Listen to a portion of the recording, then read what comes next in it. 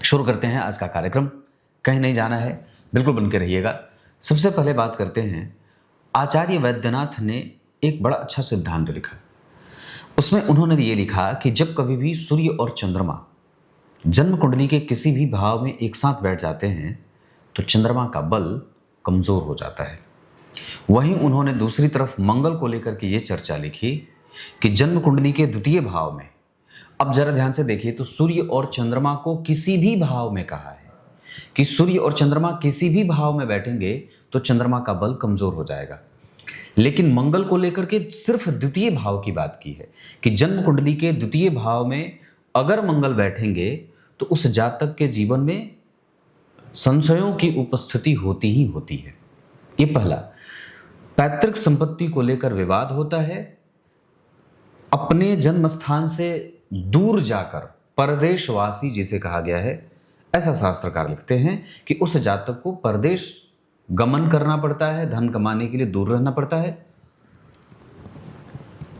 मातृभूमि से दूर रहना पड़ता है। क्या मैंने कही बात कि द्वितीय भाव के मंगल इस तरीके का परिणाम, ये 3 परिणाम, मतलब उसके जीवन में अनिश्चितता रहती है। वो घर से दूर रहकर धन कमाएगा या कई बार उसे बाहर ही सेटल होते हुए देखा जाता है। अब आज के इस समय के लिए तो निश्चित रूप से कहीं ना कहीं ये बात समझ में आती है कि व्यक्ति अगर दूर चला गया तो बहुत अच्छा है, लेकिन प्राच्य ज्योतिष के आधार पर घर से दूर जाना बहुत उत्तम नहीं माना जाता था। दूसरा, जन्म कुंडली के द्वितीय भाव के मंगल किसी दूसरे के ऊपर जातक को आश्रित रहने वाला या नौकरी चाकरी करने वाला बना देते हैं। यहां व्यक्ति के निर्णय बड़े गड़बड़ होते हैं। मतलब द्वितीय भाव के मंगल के बारे में शास्त्रकार तो कई बार बिल्कुल ही चुप हो जाते हैं, उसके अच्छे परिणाम के बारे में नहीं बोलते।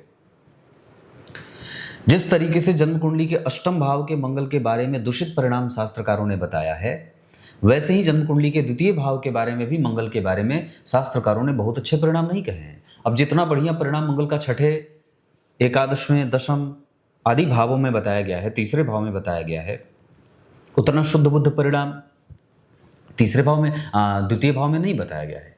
यहाँ आपको अपने मित्रों से, अपनी पैतृक संपत्ति की सुरक्षा से, अपने कुटुंबीजनों से, अपने ससुराल पक्ष से, अपने रिसर्च पे, अपने धन का लेन देन से बहुत सतर्क रहना होगा। अगर ऐसा नहीं होगा तो व्यक्ति के जीवन में कई तरीके के नुकसान परक योग भी बन जाते हैं, दुर्योग भी बन जाते हैं। द्वितीय भाव के मंगल के बारे में एक और भी निकृष्ट बात यह बताई गई कि ऐसा जातक भोजन में असंतुलन करते देखा गया है। मतलब या तो उसको अपने पेट का अंदाजा नहीं रहता कि उससे कितना भोजन करना है, या कई बार वो बहुत ज्यादा भोजन करने वाला हो जाता है।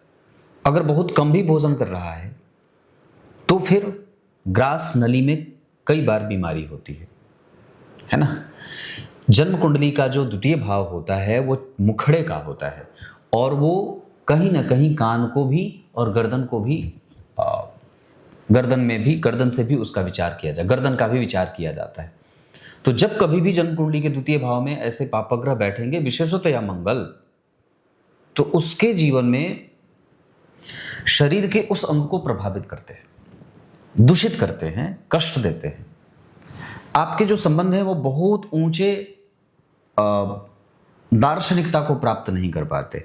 मतलब कोई भी संबंध ऐसा नहीं है कई बार जिस पे आप 100% आंख बंद करके विश्वास कर सके, क्योंकि द्वितीय भाव से संबंधों की लॉन्जिविटी का भी विचार किया जाता है। इस वजह से कि जब जन्म कुंडली के द्वितीय भाव में मंगल बैठते हैं तो उस जातक का जो मानवीय संबंध होता है, जो रिश्तेदारी का संबंध होता है, वो कई बार कमजोर या दरकता हुआ नजर आता है ना। तो यहाँ पे सावधान रहना होगा। आपके विचार बार बार बदल जाते हैं, लोगों के प्रति दृष्टिकोण बदल जाता है, व्यवहार बदल जाता है, वाणी बदल जाती है ना। और कई बार जब उस मंगल के ऊपर किसी भी शुभ ग्रह की दृष्टि नहीं हो, राहु की उल्टी दृष्टि जाती हो, तो ये कई बार शत्रुओं से व्यक्ति को दो चार होना ही पड़ता है।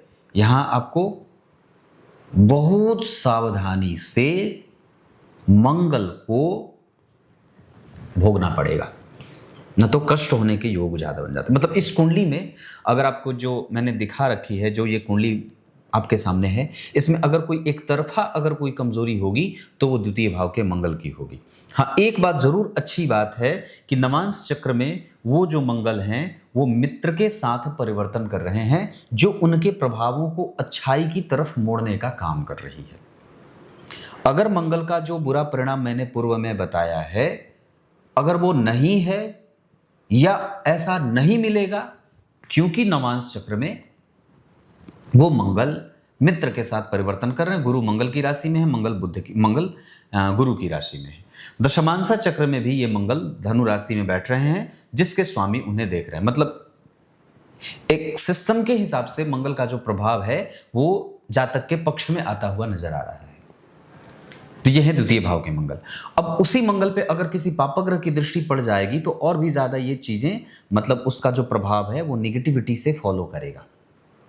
लेकिन अगर किसी शुभ ग्रह की दृष्टि होती तब ये बात बहुत ज्यादा नकारात्मक नहीं होती।